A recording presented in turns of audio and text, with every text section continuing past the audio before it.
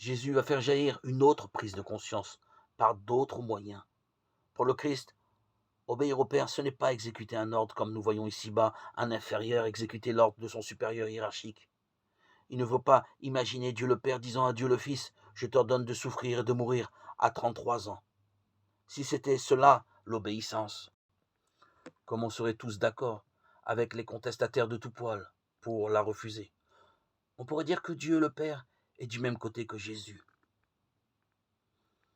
contre la bêtise, l'intolérance, le pouvoir ambitieux et aveugle. Il va l'accompagner dans ces heures tragiques. La volonté de Dieu va se manifester dans la façon dont Jésus va vivre ce drame, et non dans le fait que cet événement est voulu par Dieu.